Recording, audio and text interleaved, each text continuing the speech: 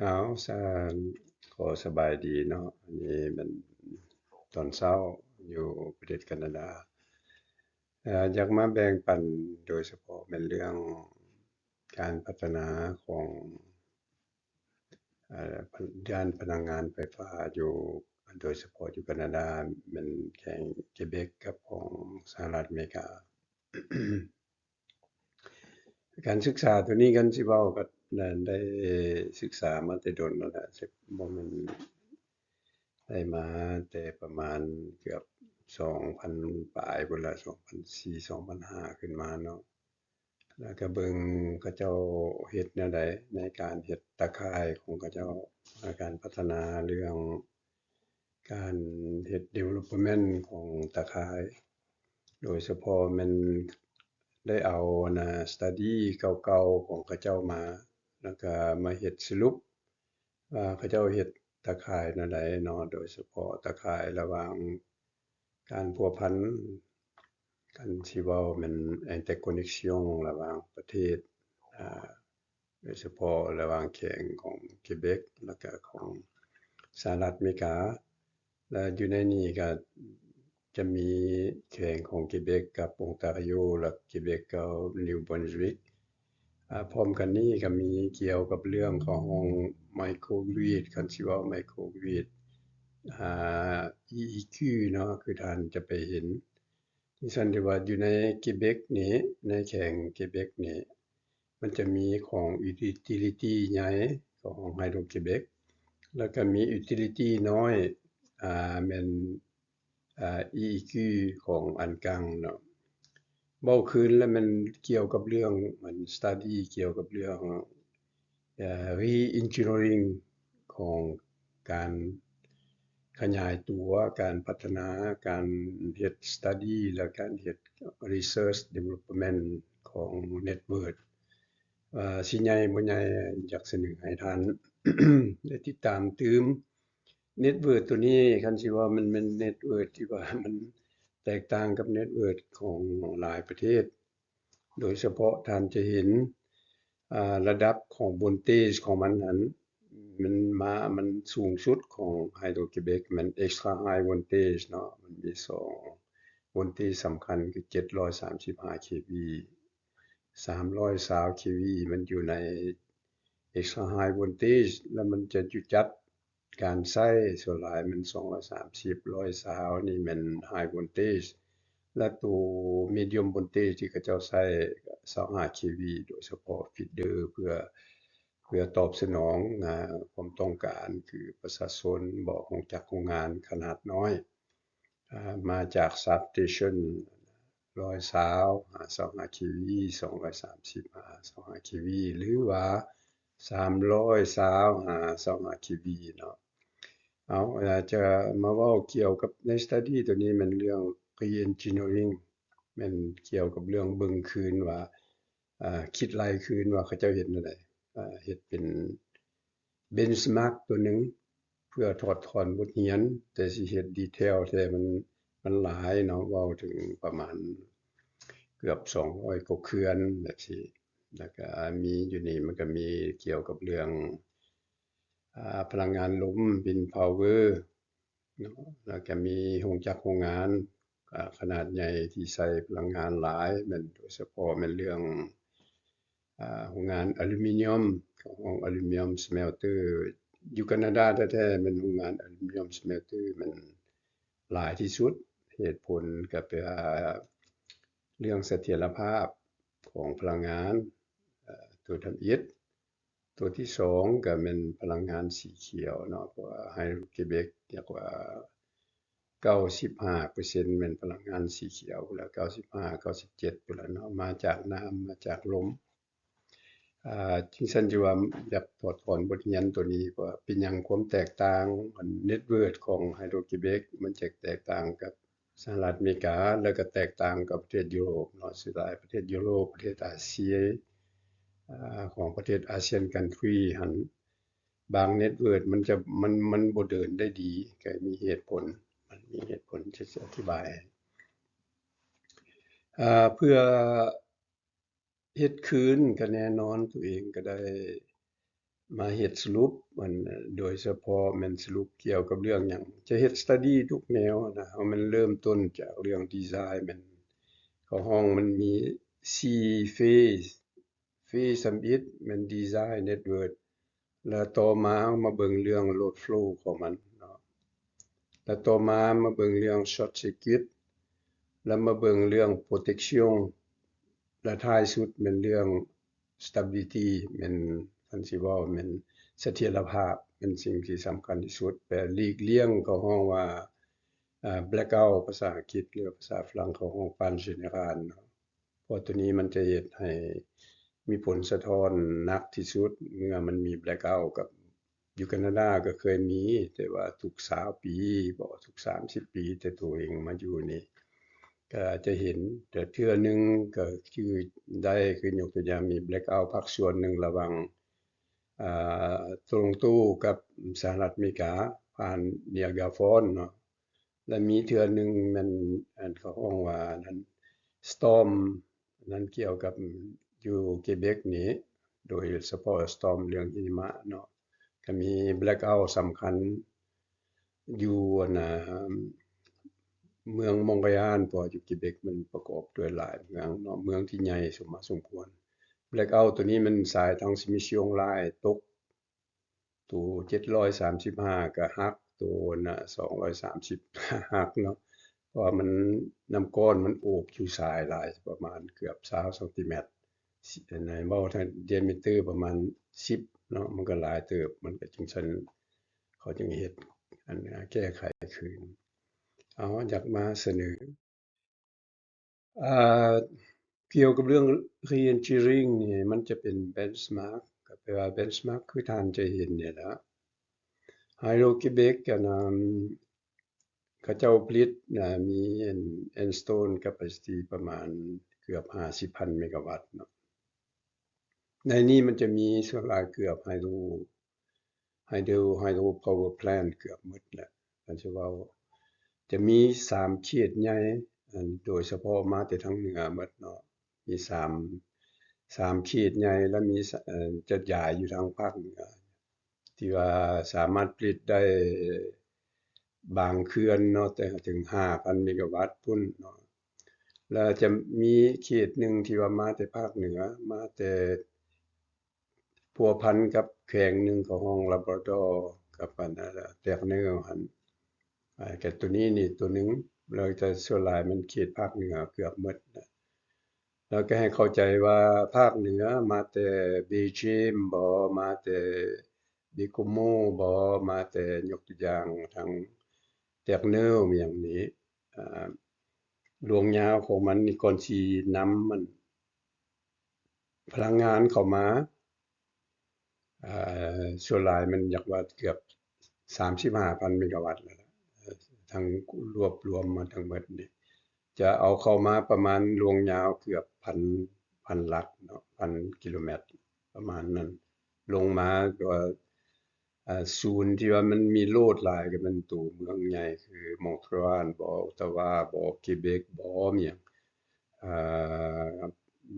โลดมันจะอยู่แถบนี้หมดแล้วโรงจักรโรงงานมันจะย้ายอยู่หลุดลงมาอีกประมาณเกือบ700-800ลักเนาะโรงจักรโรงงานใหญ่ๆที่ใช้พลังงานหลายHydro-Québec มันมีหยังแหน่ก็คือท่านจะเห็นนี่เกี่ยวกับเรื่อง system ของมันนั่นท่านจะเห็นคืออยู่ใน Single Line นี่มันข้อสรุปอยู่ในนี้มีเกือบประมาณ200ปลายกว่าเขื่อนเอาแต่เขื่อนใหญ่ซะเนาะอันนั้นน่ะแล้ว characteristic ที่สำคัญที่สำคัญเป็นเรื่อง transmission line เป็นหยังจังเฮ็ดฮอด735 kV เพราะว่าก็แน่นอนคัน500 kV มันบ่สามารถเอา energy มาแต่ทางเหนือได้จะใช้หลายหลายตะข่ายหลายลิงก์ว่าซั่นเนาะเพราะ transmission line หลายจังซั่นก็จะคันสิเว้าแม่นเขาเจ้าเป็นผู้หัวคิดประดิษฐ์สร้างออกมาแล้วบ่มีประเทศใดในโลกประดิษฐ์สร้างออกมาอเมริกาคันสิเว้าก็อยากว่ากายก็แม่นหลังจากไฮโดรกิเบกเฮ็ด735แล้วสหรัฐอเมริกาจึงมี765เพิ่มขึ้นหน่อยหนึ่งเทคนิคมันก็เดียวกันเรื่องคิดหลายเอาเบิ่งเฮาจะเบิ่งอันตัวนี้นี่ single line แล้วพวกท่านผู้ใดเรียนเรื่อง electrical engineering ก็เข้าใจแบบมันบ่ได้ยากปานใดในระยะ20ปีที่ผ่านมาแต่2000Hydro-Québec ถือว่าความสำคัญเกี่ยวเรื่อง wind power นี่นะพลังงานลมนี่นะมันมีหลายอยู่ตามไอแลนด์ของ Gaspésie Island เนาะมันมีลมหลายเพราะมันมีทะเลเด้จึงฉันจึงได้เฮ็ด study เกี่ยวกับ wind power นี้ผมต้องการตอนนิดๆแต่เขาคันสิเว้าคันสิเฮ็ดไปประมูลนั่นน่ะมีประมาณ20,000 เมกะวัตต์แต่เขาจะเลือกเอาแต่โครงการดีๆประมาณนั่นน่ะ5,000 เมกะวัตต์4-5,000 เมกะวัตต์เนาะใน20,000ในนี้ตัวเองก็มีโอกาสได้เข้าร่วมเฮ็ด study นำเขาเจ้าก็สิแม่นประมาณ10,000 เมกะวัตต์นี่แหละเป็นผู้เฮ็ด study ช่วยหมวด IPP อิหยังต่างๆว่ามันสิ่งที่มันยากที่สุดมันก็เรื่องอันเขาฮ้องว่า integration ของ energy intermittent เข้าใน network ก็ได้เข้าร่วมศึกษานำเขาเจ้าแต่2006 2005 2010 2015นี่อันนั้นแล้วก็บ่แม่นชนะหมดนั่นทุกโครงการชนะบางโครงการเพราะหลายโครงสร้างเต็มเอาเข้าประมาณได้ในเน็ตเวิร์กประมาณ 5,000 เมกะวัตต์ฮอดปัจจุบันนี้แล้วก็จะมีเพิ่มอีกเพราะอนาคตมีความต้องการหลายแล้วเมื่อมาเบิ่งอีกก็แปลเราจะเห็นหลังจากเฮ็ดเน็ตเวิร์กตัวนี้แล้วแน่นอนมันก็มีการพัวพันกับสหรัฐอเมริกาจะเห็นต่อไปอีกเนาะท่านจะเห็นเนาะอันนี้มันนั่นตัวนั้นวันนี้จะมีการพัวพันกับสหรัฐอเมริกาก็แปลว่าหยังสหรัฐอเมริกาก็โดยเฉพาะผ่านไปทางนิวยอร์กแบบแถบนี้มีลิงก์ที่ว่า interconnection เขาห้อง High Voltage Direct Current HVDC เนาะเพราะว่าสหรัฐอเมริกาก็ต้องการพลังงานอันจากเกเบกจริงๆว่า Hydro-Québec ก็มีการพัวพันกับทางนิวยอร์กเพื่อขายพลังงานโดยเฉพาะก็ให้เข้าใจว่ามาแต่ทางเหนือมาฮอดมองกยานก็เกือบ1,000ปลายหลักแล้วแต่มองกยานไปก็ไปฮอดนิวยอร์กประมาณ500-600หลักแล้วยกตัวอย่างเนาะทั้งหมดประมาณ 2,000 หลักจริงซั่นเพื่อเฮ็ดให้เน็ตเวิร์กมัน บ่รบกวนกันจึงมีเน็ตเวิร์กของ HVDC มาแต่ทางเหนือเลยโดยกงเลยหรือผ่าน AC มา Alternating Current มาแล้วมาเฮ็ด Conversion อยู่ชายแดนแล้วก็เอาเข้าสหรัฐอเมริกาประมาณ 4-5,000 เมกะวัตต์เนาะแล้วให้เข้าใจว่าเขาห้อง Substation HVDC Multi-Terminal นี้ไฟนี่จะซื้อไปซื้อกลับได้เนาะเพราะมันคุมได้ตัวนี้บ่คือ AC เนาะ1ตัวนี้2จะเฮ็ดให้2เน็ตเวิร์กนี่มัน isolate เข้าห้องว่าเน็ตเวิร์กที่บ่ synchronize กันผู้หนึ่งมีปัญหาจะรบกวนผู้หนึ่งในนี้ท่านก็จะเห็นตัวอย่างคือ Wind Power คือได้เสนอมาเอาเข้าเน็ตเวิร์กประมาณ5,000 เมกะวัตต์เนาะแล้วก็ตัวนี้นี่ก็ยาวสมควรก่อนสิมาเข้าฮอดโลดของมันมาแต่ Gaspésie ก็ใช้อีกประมาณ500-600หลักเนาะผ่านทาง Smith ช่วงลาย320 kV ลงมาเนาะจริงซั่นที่ว่าเราจะมาเห็นว่าโอ้อันนี้มันการพัฒนาของเขาเจ้าเป็นไปแนวทางตัวนี้แล้วอยู่ในนี้ก็เว้าถึงเรื่องคิดไหลนำใดเรื่องว่าทางสิเชียงรายมันซัปพอร์ตได้ตัวใดเนี่ยต่างๆอันนี้มันคันสิเว้าแม่นทุกนักวิศวกรไฟฟ้าโดยเฉพาะเรียนเรื่อง Power System นี่ที่มีประสบการณ์จะเข้าใจได้ดีเนาะแล้วก็เมื่อเฮาเว้าเน็ตเวิร์กการคิดไหลมือเป่าสมัยเก่าก่อนซอฟต์แวร์สิมีก็มีแต่มือเป่าหมดนั่นแหละว่านั้นก็ใช้แต่นั่นแบบว่าคันสิเว้าแม่นมือเกือบหมดแต่ตัวเองได้เรียนก็แต่มือเกือบหมดเนาะ ราะว่า30 ปีหลังมันบ่ได้มีเด้ซอฟต์แวร์เนาะซอฟต์แวร์ที่สำคัญที่ซั่นใช้มือเฮาเข้าใจใช้มือแล้วซอฟต์แวร์มันก็ง่ายรู้จักว่ามันผิดหรือถูกก็ได้พัฒนามาแบบนี้ล่ะเบิ่งอันนี้ที่ซั่นในนี้เฮาก็จะมาเห็นอีกว่าโอ้น่ะอ่าก็คือเว้ามันมี Hydro-Québec 50,000 เมกะวัตต์เนาะรวมถึงไฮโดรกับวินแล้วก็จะมาตืมอีกเขาฮ้องว่ามันมีอันไมโครรีดถ้ามันคันสิว่ามัน EQ นี้เขาผลิตประมาณ4,600 เมกะวัตต์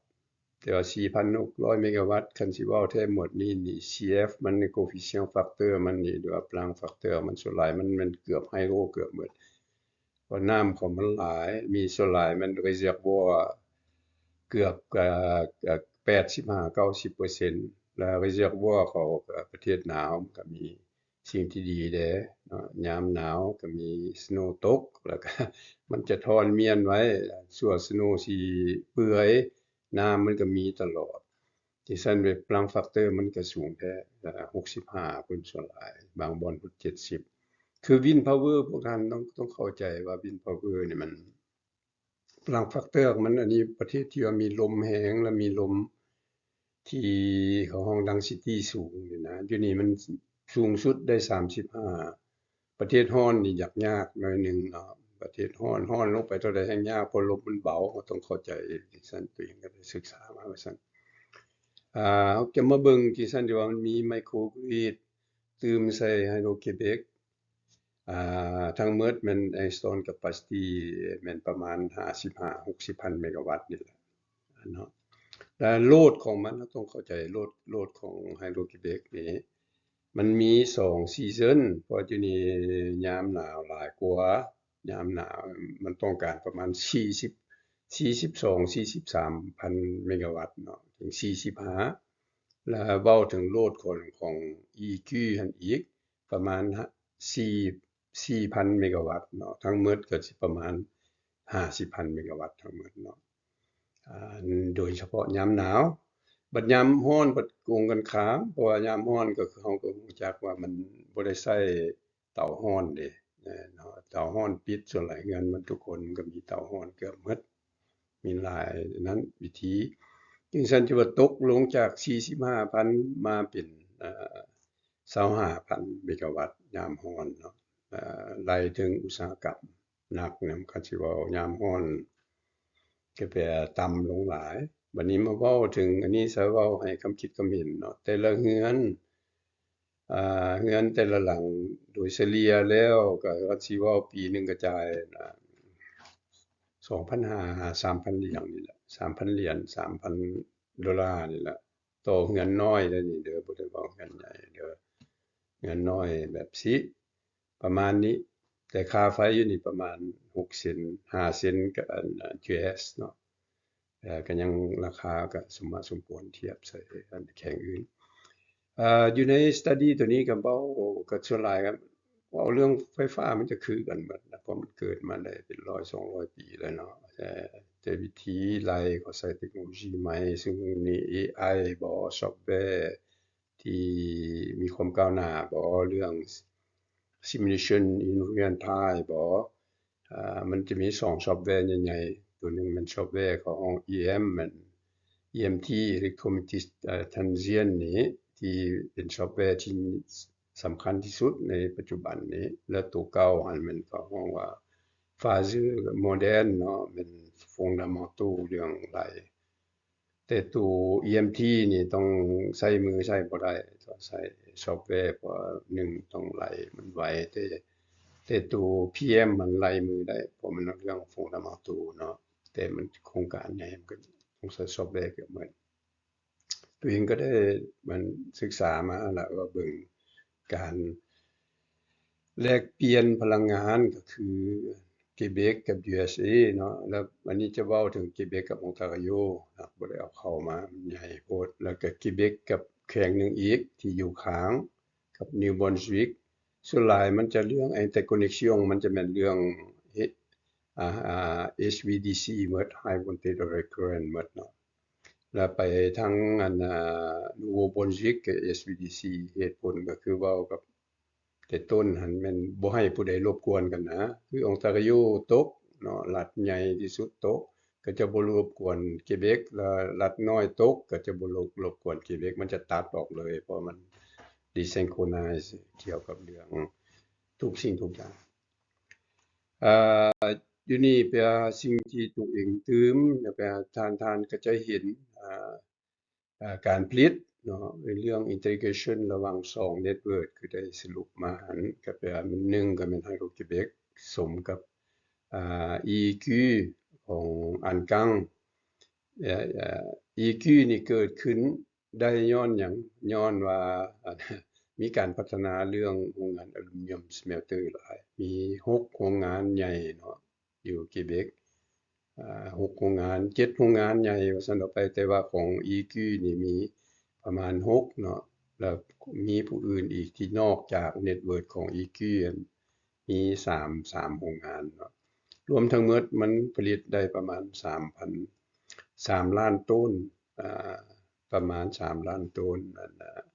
อลูมิเนียมต่อปีเนาะก็ต้องเข้าใจว่า3ล้านต้นก็คูณ $2,500 ต่อต้นก็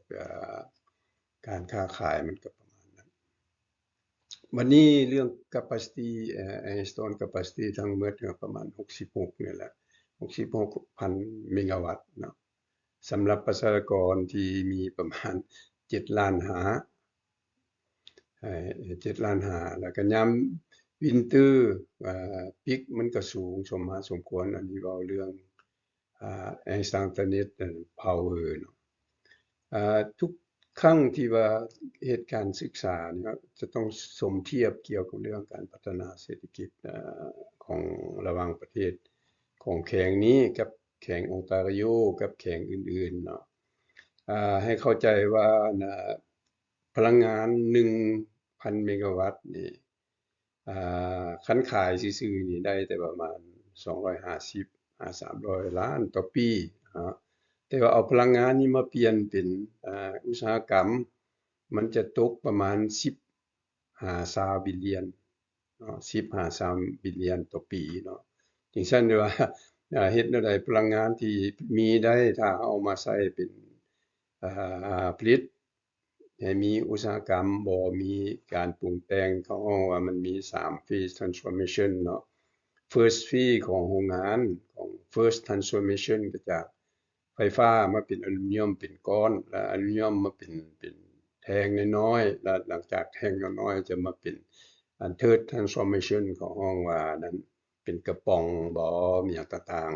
ๆมูลค่ามันนี่คันสิเว้านี่จากอัน250 300 ล้านสำหรับ 1,000 เมกะวัตต์นะเนาะประมาณนั้น250 30300 ล้านอัน 1,000 เมกะวัตต์อันมันจะคูณอันเกือบ15-50ครั้งพุ่นก็ฮ้อง value added นั่นน่ะจริงซั่นที่ว่าอยู่นี่เขาจะใช้อยู่นี่เพื่อดึงดูดลงจากโรงงานหยังมาซุมื้อนี้แฮ่งคันสิเว้าแท้ปัจจุบันนี้ไฟมันบ่พออยู่แล้วเกือบทุกประเทศเกือบบ่มีพออยู่แล้วเนาะคันโดยเฉพาะมัน Green Power นี่อยู่นี่ก็บ่พอแล้วเขาจะดับเบิลขึ้น2ฮอดอัน2เทื่อ2050เกือบแคนาดาอันนี้มัน policy ของแคนาดาดับเบิลเนาะหมดแคนาดานี่ทั้งหมดมี130,000 เมกะวัตต์ใน10แขวงเนาะผลิตได้ Quebec มันหลายที่สุดและ Quebec มันแขวงที่ว่ามีพลังงานสีเขียวหลายที่สุดคือ Ontario แขวง Ontario เขาจะมีพลังงานนิวเคลียร์เนาะแม่นกังดู680คือตัวเองในนั้นแล้วแขวงอื่นบ่มีแขวงใดแล้วก็มี New Brunswick มีกังดู680แล้วก็มีเขื่อนมีหยังต่างๆรวมแล้วประมาณ120-130 เมกะวัตต์อันนี้จะสมเทียบว่าโอ้เมื่อพลังงานเพิ่มมีพลังงานที่นั่นใน120 130นี่ ก็แปลคือเกเบกมีอันน่ะ40,000 เมกะวัตต์40,000 เมกะวัตต์มูลค่าเพิ่มของเขาเดี๋ยวนี้มันก็ฮอดประมาณ500 billion เนาะของเกเบกเป็น GDP 500 billion ไปรวมมันจะไปนำกันดอกอันนี้ต่างๆแล้วของแคนาดาคือ100ปลายคูณนั้นประมาณ20ล้านต่อนั้น20 billion ต่อ1,000 เมกะวัตต์มันก็ประมาณเดี๋ยวนี้เขามีประมาณ2,200billion เนาะ2.2 trillion ประมาณอันนี้จะพัวพันกับตัวนี้ตลอดจึงฉันจะว่าทุกประเทศที่มีพลังงานจะมีความมั่งมีแล้วเขาสามารถรักษาพลังงานเพื่อพัฒนาได้เมื่อเฮามาสมเทียบใส่ประเทศที่อยู่ประเทศอาเซียนประเทศที่มีพลังงานหลายก็แน่นอนความมั่งมีของเขาเจ้าก็มียกตัวอย่างประเทศเวียดนาม70,000 เมกะวัตต์ปัจจุบันนี้มี GDP ประมาณเกือบ550กับประเทศไทย40,000ก็มี GDP ประมาณ500เนาะแต่ก็มาแต่มันมีการพัวพันกันตลอดเพราะว่ามันใช้พลังงานเพื่อหลายทุกสิ่งทุกอย่างท่านจะเห็นอันนี้มันมิกซ์1 Hydro-Québec มัน installed capacity มัน55,000 เมกะวัตต์ในนี้มันมีวินอัน5,000 เมกะวัตต์คือได้เว้ามาแล้วปัจจุบันนี้แต่เพิ่นจะเพิ่มขึ้นให้มันเป็น 10,000 เมกะวัตต์ฮอด2050แล้วจะมีไมโครเน็ตเวิร์ก4,000 เมกะวัตต์อยู่ในไมโครเน็ตเวิร์กนี่เพิ่นจะเพิ่มขึ้นประมาณ 2,500 เมกะวัตต์เนาะของ EQ นี่เป็นหยังจังเพิ่มขึ้นได้เพราะว่าจะอธิบายเพราะว่าSQ กับ EQ นี่มันเน็ตเวิร์กแต่ connected กันเนาะมันจะ support กันเน็ตเวิร์กใหญ่ก็เป็นเน็ตเวิร์กของSQ และเน็ตเวิร์กน้อยมัน EQ คันสิว่ามันเว้าเรื่อง power มันก็ซ้ำกับเว้าประเทศลาวก็สูสีกับประเทศของ EDL เนาะที่ฉันจะว่าประมาณ 4,000 แบบซี้แต่ว่าพลังแฟกเตอร์เขาอยู่นี่มันบ่แม่นอัน40มันบ่แม่น50มัน65-70เพราะน้ำเขาหลายเลยแล้วก็มี reservoir แบบตลอดปีบัดนี้มันเงื่อนไขที่ดีของเขาเจ้า ดิฉันจะเฮ็ด study เรื่องอันนี้มันเรื่องเทคนิคไปนำกันได้ว่ารักษาเสถียรภาพ load flow protection short circuit มันเรื่อง study engineering เนาะที่เฮ็ดคืนเบิ่งว่ามันเป็นไปได้บ่ถึง2อันนี้เข้ากันเป็นไปได้เพราะว่าเมื่อท่านมาเบิ่ง single line ที่ได้เสนอมาเขาจะเห็นโลดว่าน่ะ2เน็ตเวิร์กนี่มันจังInternet Connected เข้าว่า2เน็ตเวิร์กนี่ก็เลยเป็นเน็ตเวิร์กที่ว่าแข็งเข้าห้อง strong network เนาะแต่เมื่อมัน strong network มันเรื่อง blackout นี่แต่มันอยู่นี่มีเทื่อเดียวได้เห็น blackout อยู่ในแข็งที่ตัวเองอยู่นี่แล้วก็มี blackout น้อยๆเกือบว่าบ่ได้นั่นดอกแล้วก็มีไฟตกก็ของธรรมดาเพราะมัน storm หลายอยู่ตามบ้านตามเมืองต่างๆเนาะที่ isolate อันนี้เสนอไปสิเห็นบัดนี้เกี่ยวกับเรื่อง geographic เมื่อเราเฮ็ด study ก็คืออยู่ใน single line เราจะเห็นมันมีเขต Belgium ประมาณ 15,000 เมกะวัตต์แล้วกดนอกนี้อีกประมาณ 10,000 เมกะวัตต์ Labrador นี่ 6,000 เมกะวัตต์และ Gaspésie 5,000 อันนี้เว้าเรื่องอันนี้ Hydro-Québec เนาะบัดนี้เรื่อง EQ มันจะอยู่เมืองเดียวนะอยู่ของห้องซักนี่ลักเซงจองเป็นเมืองที่ร่วมหลายเมืองนะประมาณ100ปลายกว่าพันคนเท่านั้นแหละประมาณนี้100ปลายก็คือสิมองนี่แหละเห็นบ่ผลิตไฟได้ 4,500 เมกะวัตต์จะตึมบินเขาอีก 2,500 เมกะวัตต์ย้อนเน็ตเวิร์กมัน interconnected กันอันนี้มันเมื่อเฮาเบิ่งตัวนี้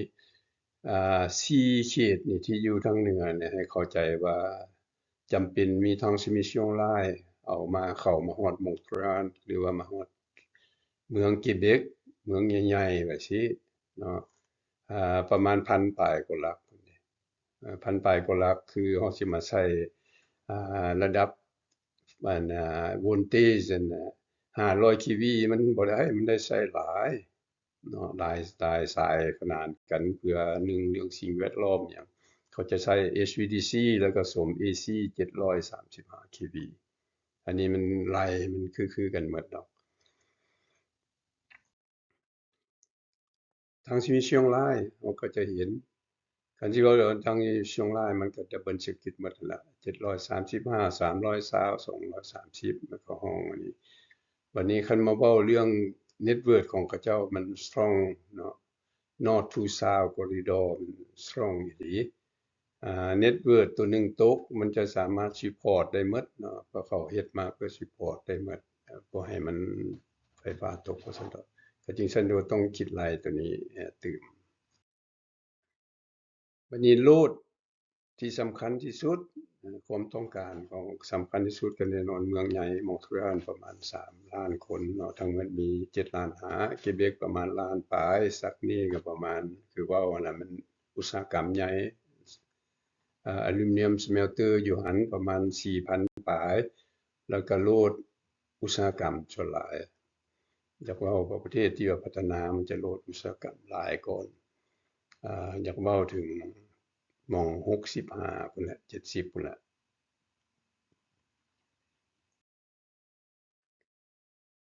อันนี้เอาเป็นตัวอย่างซื่อๆในการคิดรายเกี่ยวกับเรื่องอ่าre-engineering นี่จะเอาแต่30เขื่อนใหญ่ๆเนาะแล้วเอาเขื่อนน้อยๆเฮ็ดเป็น equivalent จะเอาสิ30เขื่อนใหญ่ๆคือท่านเห็นอยู่ใน Single Line แล้วของปลัง factor หรือ coefficient factor มัน65%ว่าก็คือว่าน้ำมันหลายดิแล้วเขาก็มี reservoir ที่ว่าย้อน storm เรื่องหยังเรื่องหิมะตกน่ะมันจะรักษาไว้แล้วบัดนี้ประเทศนี้มันก็เรื่องสิ่งแวดล้อมมันก็ดีแหละน้ำก้อนที่ตกไปก็รู้จักเรื่องมันมีต้นไม้หลายเนาะมันก็รักษาน้ำยามหนาวเนาะเพราะดินน่ะนะมันจะมีแต่น้ำก้อนแข็งอะนะประมาณ2-3เมตรเนาะยามหนาวเนาะแต่เป็นน้ำก้อนแล้วมันรักษาน้ำอยู่แล้วหลายแม่น้ำห้วยก็จะเป็นน้ำก้อนอยู่แล้วก็หลังจากนั้นมันเปื่อยมันก็จะน้ำจะไหลเพราะว่าคันเฮาเว้าเรื่องป่าเรื่องหยังมันจะรักษาน้ำได้อันนั้นไปก็เข้าใจแล้วจึงซั่นว่าพลัง factor มัน65%อ่วินก็คือเว้า Hydro-Quebec มีแล้ว 5,000 จะตื่ม 10,000 เมกะวัตต์ฮอด2050ก็ย้อนว่ามันมีปัญหาและ EQ นี่จะเอาวินเขาอยู่ในปัจจุบันนี้ study ยังบ่ทันเอาเข้าเทื่อประมาณ 2,500 เมกะวัตต์สมลบ500ยกตัวอย่างและเพื่อซัปพอร์ตนี้ตัวเองได้เฮ็ด study ทุกwind power นี่มันจะมีมันใช้STATCOM เนาะเรื่อง support เรื่องวากเรื่องหยังแล้วเราเข้าใจว่าวินของแคนาดามันcoefficient มัน factor มันนี่สูงอีหลี35ก็ย้อนว่ามันประเทศหนาวนี่แหละประเทศหนาวมันจะช่วยหลายเด้อหรือนั้นความหนาวมันเฮ็ดให้ density ของลมนี่มันหนักขึ้นแล้วมันก็แน่นอนมันก็มี coefficient สูงก่อนแล้วคันไล่รวมแท้1มันก็แผ่นดินมันใหญ่บ่อนหนึ่งบ่มีลมมันจะมีบ่อนหนึ่งเนาะมันจึงซั่นที่ว่าไล่รวมมาแล้วประมาณ35บางเทื่อฮอด40แต่เมื่อเขาเฮ็ด study เขาจะบ่เอา40จักเทื่อเพราะว่าคันได้ตื่มก็ยังดีคันบ่ได้ก็เพื่อก็ยังได้35ในการไล่เกี่ยวกับเรื่อง CAPEX OPEX อิหยังต่างๆเรื่อง return อิหยังก็เดี๋ยวเราเว้าเรื่องโครงการแล้วเน็ตเวิร์กจะมีลิงก์อ่า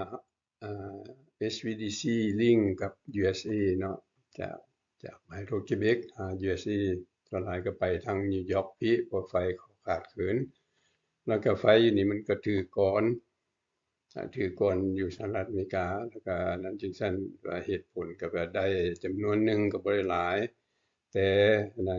กิเบกมันก็ต้องการไฟแต่สหรัฐอเมริกามันสิ่งที่เขาเจ้าสลัดเพราะว่าการใช้ไฟของสหรัฐอเมริกามัน ส่วนหลายมันจะเป็นโคนพาวเวอร์บ่หรือมีหยังก๊าซมีหยังราคามันสูงเมื่อจำพวกนี้มันออกจากโรงงานที่ใช้อันนี้มันจะหยุดบ่ได้คือนิวเคลียร์ plant มันจะหยุดบ่ได้เนาะมันจะเป็นได้อันแล่นตลอดบัดนี้ไฟเหลือมันก็ยามโดยเฉพาะยามไฟเขาเหลือมันตอนคืนเขาก็ขายคืนแต่ขายคืนให้เข้าใจอันนี้มันก็สิเว้ามันเรื่องการเซ็นสัญญาก่อนเนาะ ขายคืนถือคนซื้อไป3เท่าจึงซั่นได้ว่าอันน่ะ Hydro-Quebec มันได้เปรียบตลอดเพราะว่ามันได้เปรียบย้อนหยังยามมันมีปิกของอยู่สหรัฐอเมริกามันแข็งซื่อๆเด้อประมาณ4-5 state เนาะอ่มันก็ขายราคาแพงแต่เมื่ออ่าไฟมันเหลือทางสหรัฐอเมริกามันก็เอากลับคืนเพราะมัน back to back อันนี้จริงๆที่ว่ามัน เราจะเฮ็ดทั้งเอเชียก็ได้ทั้งอันนั้นก็ได้ยกตัวอย่างแบบแบบที่เป็นไปได้ว่าซั่นต่อไปอันลาวมาลาวไทยมาเลเซียสิงคโปร์นี่บ่มีหยังปัญหาหยังหมดเกี่ยวกับใช้เทคโนโลยีเรื่อง HVDC เนาะตัวเองก็ได้เฮ็ด study เบิ่งแล้วเป็นไปได้เฮ็ด transit 1พลังงานลมพลังงานแสงตะเวนพลังงานไฮโดรอหย่างต่างๆผู้ที่มีพลังงานไฮโดรมันก็ได้เปรียบตลอดเนาะแล้วก็เอาใช้ตัวนี้เป็นการแลกเปลี่ยนการช่วยเหลือซึ่งกันและกันระหว่างประเทศอันนี้มันวินๆของมันอยู่นี่ก็ต้องวินๆเกือบหมดแล้วมีอันอยู่ใน study หั้นมันมี40 substation ใหญ่ๆเนาะ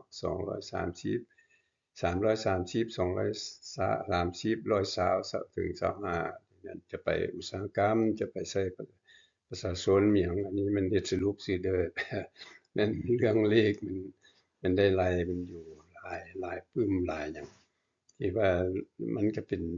วิธีที่ว่าพื้นฐาน principle แล้วก็เป็น benchmark ว่าวิธีไล่อันบัดนี้เราจะมาเบิ่ง load flow ผู้ใดเรียนเรื่องไฟฟ้าเนาะก็แม่นเรื่องก็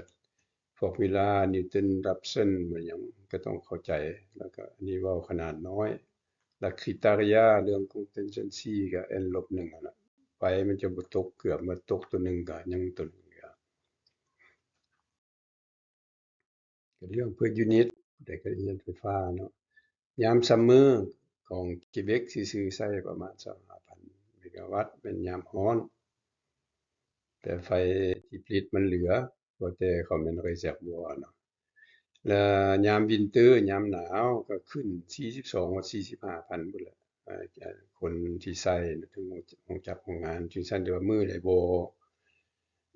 มันเข้ากาบ่พอนะเขาจะเตือนประชาชนเนาะว่าอันน่ะลด อันนั้นลงแดสำหรับอันความร้อนลงแดอยู่เรือนยามบ่อยู่เรือนบ่มีหยังเขาจะบอกดอกก็สัญญาณมาตลอดอยู่ในข่าวอยากให้ช่วยกันประหยัดแบบว่าลดไฟคือบ่จำเป็นก็มอดก่อนอิหยังต่างๆจั่งซั้นที่ว่ามันก็เป็นสิ่งหนึ่งที่ว่าให้ทุกคนให้ได้ช่วยกัน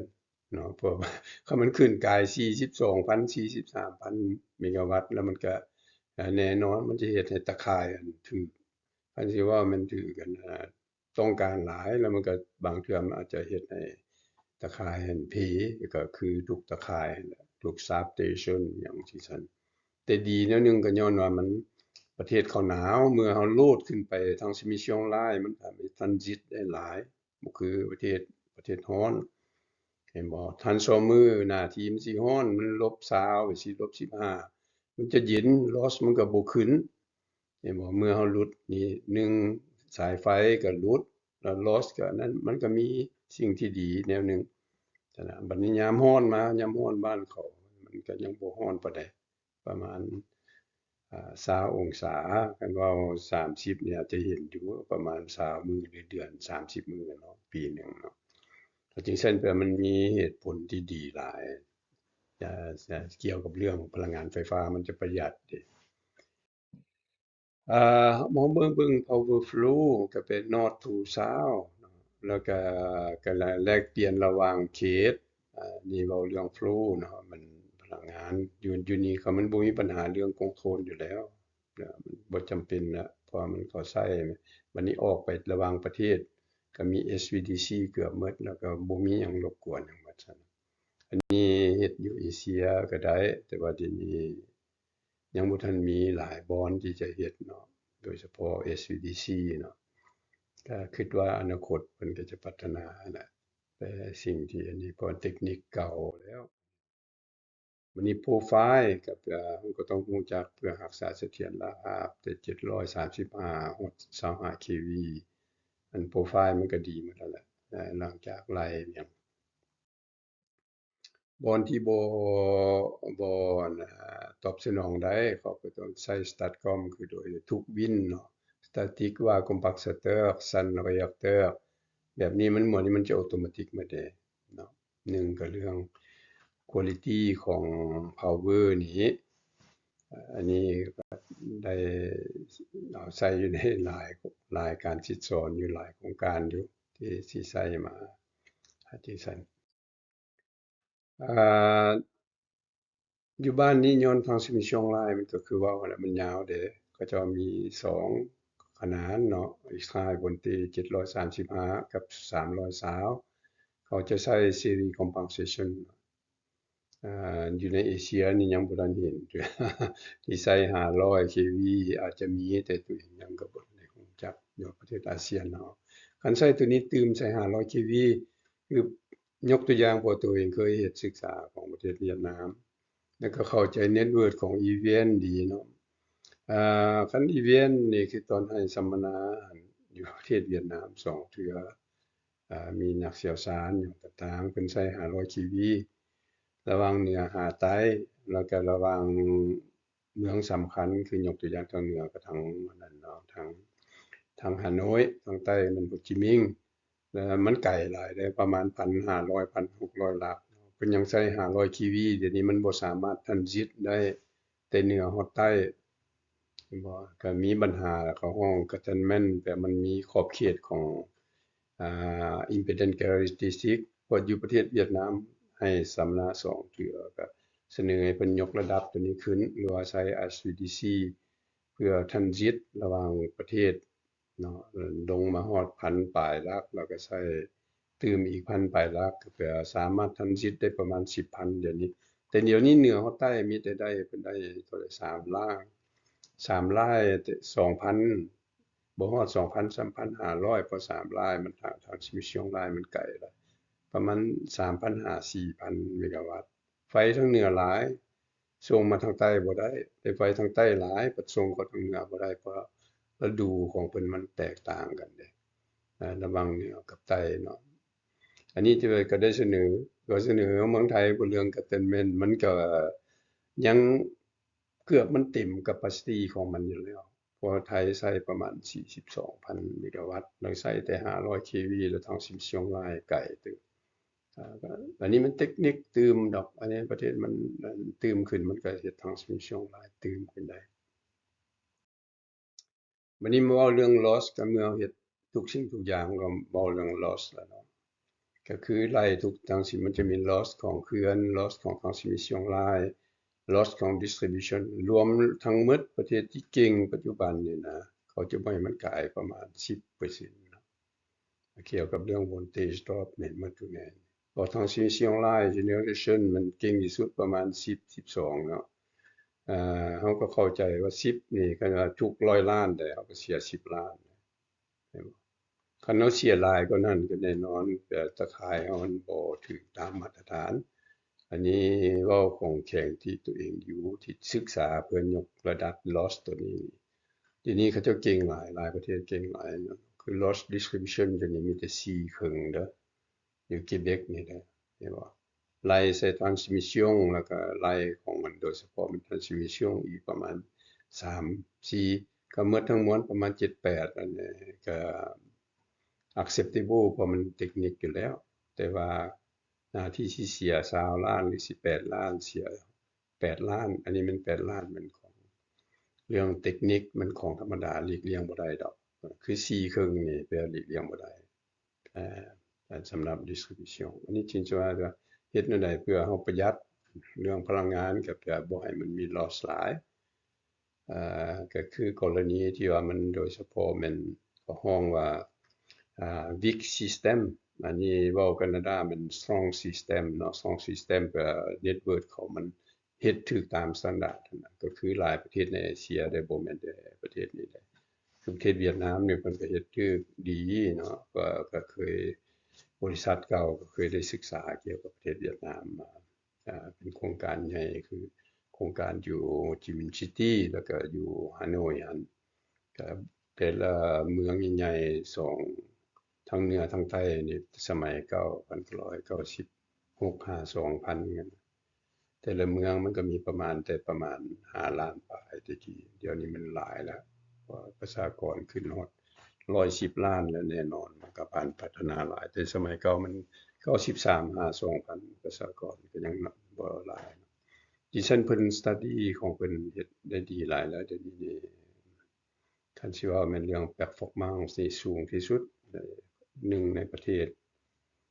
ดีแท้ก็แม่นประเทศสิงคโปร์มันประเทศน้อยๆมันก็ transmission line หยังก็บ่หลายบ่อนผลิตกับบ่อนใช้มันละติดกันมันก็แบบบ่มีหยังหลายเพิ่นเก่งแท้อันนี้ยกตัวอย่างรวมหมดประมาณ4ครึ่ง5ตามตัวเองได้ศึกษามาแบบ loss เกือบบ่มีเนาะมีแบบของธรรมดา เรื่องคิดเรื่องN-1 analysis ของ contingency เนี่ยอันนี้ทุก standard มันจะเป็นเฮ็ดก็ไฟตกตัวหนึ่งก็บ่ตกตัวมันก็บ่ตกจักเทื่อนะมันสิเว้านะบ่ต่างหยังเว้าแบบภาษาตลาดแล้วก็คือยนต์นั่นแหละยนต์ถึงว่ามันจะมี2 reactor อย่าลืมเด้อ reactor 1 P มันก็ยังเดินได้ตลอดเดะจนฮอดอันนั้นจุดหมายปลายทางสำบายเดะ เห็นบ่ที่ห้องอัน -1 ที่ว่าตัวนี้นี่มันก็บ่ได้สิ่งที่ยากconfiguration ของ network เว้าแต่ค่ายมันเฮ็ดถูกเฮาก็นี่บ่มีปัญหาเรื่อง distribution ก็บ่มีปัญหาจังซั่นจะว่าเฮ็ดแนวใดเพื่อให้ network มันมี N-1 ตลอดทุกระดับของ voltage ของมันบัดนี้ก็คือเว้าหั่นแหละ network ตัวน้อยแม่น network ใหญ่มันเป็นผู้ support แม่น Hydro-Québec แม่น HQ support EQ stability ตัวนี้มัน 45,000 50,000 เมกะวัตต์ตัวนี้ 4,500 เนาะแม่นตัวใหญ่นี่ support คันอยู่ประเทศอาซีเฮามีตัวใหญ่ support แปลงช่วยเหลือซึ่งกันและกันมันก็จะ network มันจะ support ได้เนาะเอามาเว้าถึงการ support ซะไปคัน support คันยกตัวอย่างเอาIGAT support ประเทศลาวก็ได้บ่มีปัญหาแต่บ่แม่นเอาตัว230และ120 kV เด้เอาตัว500 kV ที่ IGAT มีที่ว่าเขื่อนมีหยังของประเทศลาวเอาตัวนี้ support เมืองลาวนี่ไฟบ่มีตกจักเทื่อดอกอันนี้จริงจังที่ว่าก็ให้ความคิดความเห็นอยู่เดะเพราะเสียก็เคยให้การคิดสอนมาอยู่ก็จังซั่นที่ว่าทุก transmission line ที่สิไปเมืองไทยเอาเข้ามา support เมืองลาวแล้วก็ตัวใดมันอ่อนเฮาก็เอาออกหรือว่าเป็นตัวสำรองเอาแต่ตัว500 kV เลยเมืองลาวนี่ไฟบ่มีตกไฟบ่มีบ่เหลือบ่อึดแบบมีตลอดแต่ก็ใช้คือเก่าก็ได้รายจ่ายคือเก่าเนาะอันนี้มันวิธีแก้ไขปัญหาเรื่องไฟตกไฟมอดหยังต่างๆและเสถียรภาพก็มีตลอด substation จะบ่ตกจักเทื่อตกตัวหนึ่งก็ยังมีตัวหนึ่ง support ได้คันเฮาเฮ็ดแบบซี่แม่นการความจริงแล้วแม่นการช่วยเหลือซึ่งกันและกันอันนี้มันเรื่องเทคนิคคือเว้านั่นแหละอยู่ใน Quebec เว้าถึงของ EQ ประมาณ3ล้านเนาะคันสิเว้ามี3มันใช้ประมาณ 3,000 เมกะวัตต์โลดของอลูมิเนียม smelter เนาะคันเว้า 3,000 จะผลิตได้ประมาณ 4 ล้านต้นต่อปี3 ล้านต้น4 ล้านต้นเนาะให้เข้าใจได้1 ล้านต้นต่อปีใช้ไฟประมาณ800เมกะวัตต์อ่าแม่นหลายเติบเลยเห็นบ่แล้วก็ N-1 อีกไฟของอลูมิเนียมสเมลเตอร์เราต้องเข้าใจเป็นหยังเกี่ยวกับเกเบกมันจึงมีโรงงานอลูมิเนียมสเมลเตอร์หลาย1คอสของมันมีแต่อ่า3.5 เซนต์3 เซนต์แต่กี้มีแต่2 เซนต์หลังจากว่าเขื่อนผลิตแล้วก็มาใช้กับโรงงานสเมลเตอร์เนาะแล้วเมื่อคอสขึ้น 7-8 เซนต์โรงงานมันบ่มี return ดีบ่จึงซั่นว่าทุกประเทศมีน้ำมีเป็นเขื่อนแต่พลังงานปัดสูงก็แปลการลงทุนตัวนี้นี่มันจะบ่ได้จึงซั่นจะว่าตะเวนออกกลางซุมื้อนี้เพิ่นใช้ก๊าซหลายแล้วราคามันถูกจึงซั่นโรงงานอลูมิเนียมมันจะถูกย้ายไปพุ่นหมดย้ายไปทางพุ่นหมดเนาะก็จึงซั่นจะว่าเหตุผลมันอยู่เกเบ็กมี2เขตที่สุดจะมีอยู่โคลัมเบียบริตานิกหั้น British Columbia หั้นมีอลูมิเนียมสเมลเตอร์ตัวหนึ่งก็ห้อง RP 300 RP 300มันใช้ประมาณ450เมกะวัตต์แต่ตัวเองเฮ็ด RP 60เนาะอันกลาง PG&E Technology อัน60มันใช้ประมาณ800เมกะวัตต์เพราะที่เคยเฮ็ดอยู่เดะอยู่ลงจากโรงงานเรื่องดีไซน์เรื่องไฟฟ้าอันนี้ขอแลกเปลี่ยนเกี่ยวกับอันนี้มาเว้าเรื่อง protection มันเว้าเรื่องไฟฟ้าดอกอยู่ในเน็ตเวิร์กเรื่องที่มันเป็นของ standard เนาะแล้วเรื่อง protection โซน1โซน2โซน3บ่ได้เรียนเรื่อง expert protection ก็จะเข้าใจตื่มอีกเรื่อง coordination ก็แน่นอนระหว่าง3 level เนาะ735 320 230เรื่อง transient stability ก็คันสิเว้าเรื่อง inertia strong network inertia มันก็สูงบัด weak network ก็เคลื่อนน้อยๆ inertia มันบ่มีจึงซั่นว่ามีการรบกวนหนึ่งคือ transmission line ถูกฟ้าผ่ามันก็ไปเฮ็ดให้มี blackout อิหยังต่างๆเรื่องเกี่ยวกับสิหนี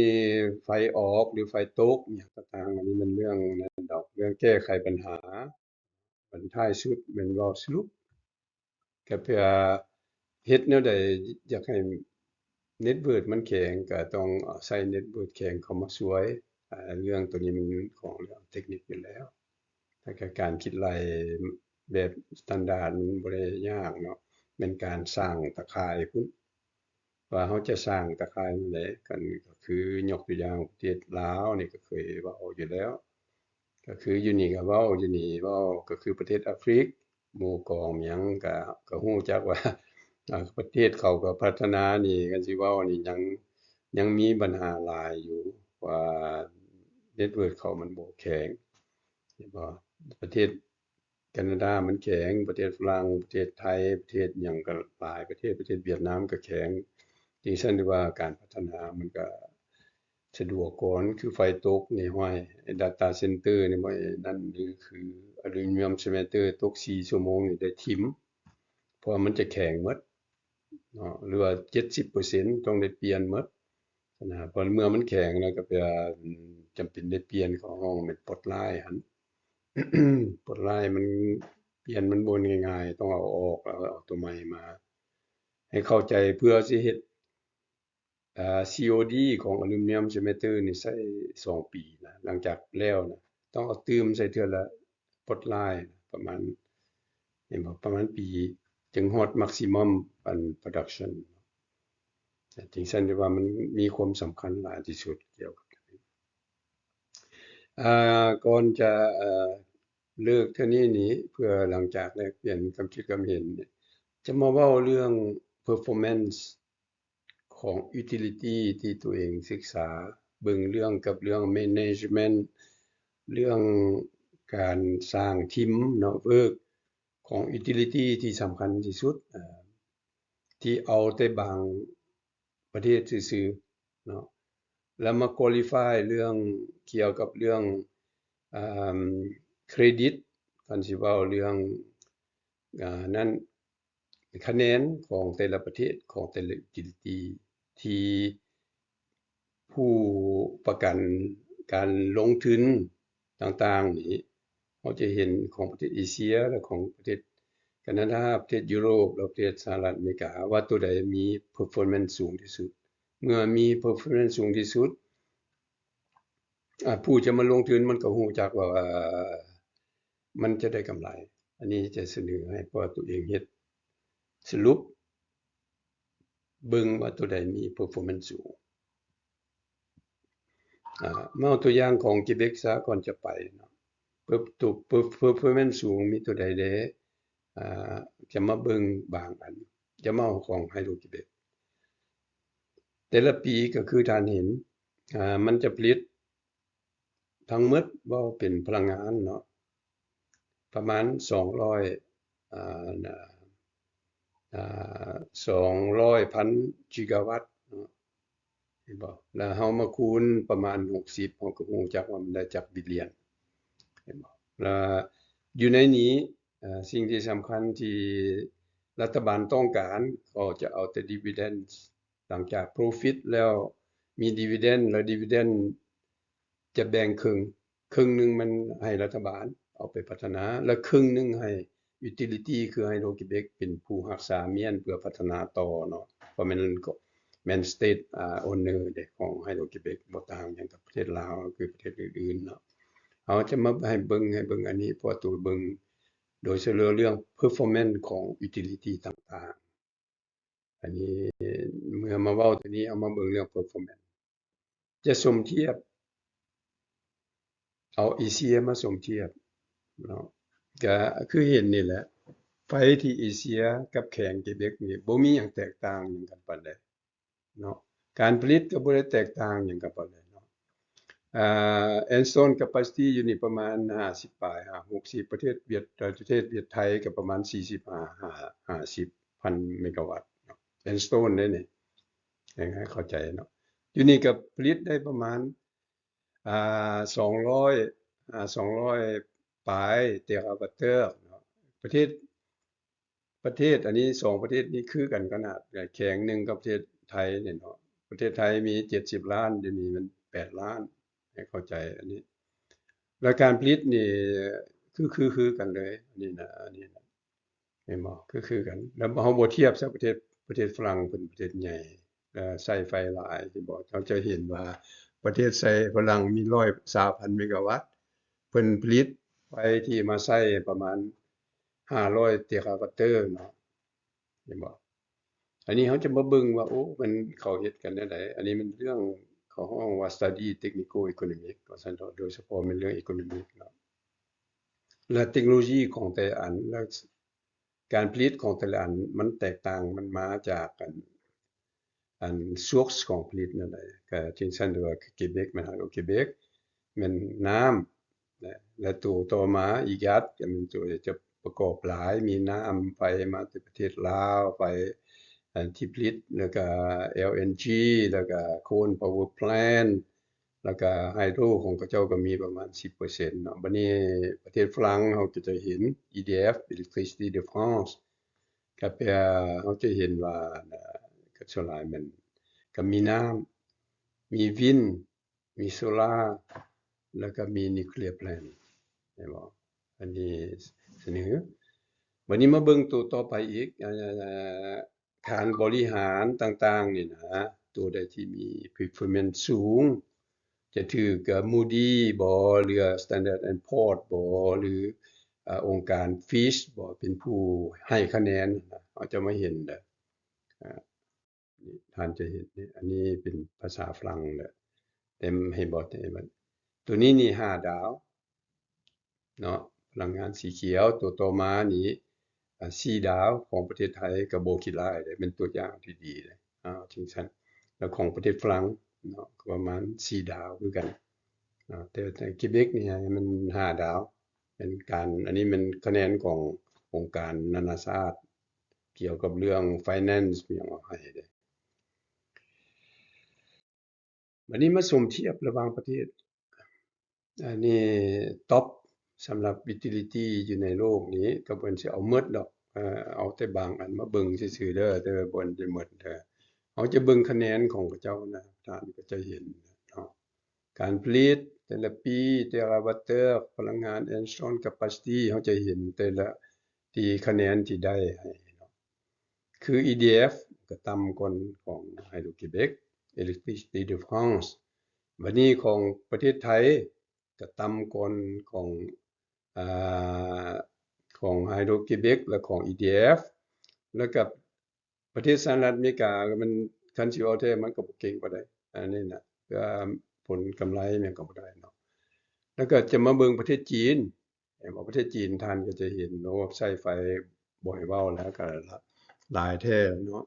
อันนี้ประเทศอเมริกาบ่ได้เว้าเด้เพราะมีหลายสเตตเอาแต่บางบริษัทซื่อๆเนาะอันนี้มันประเทศ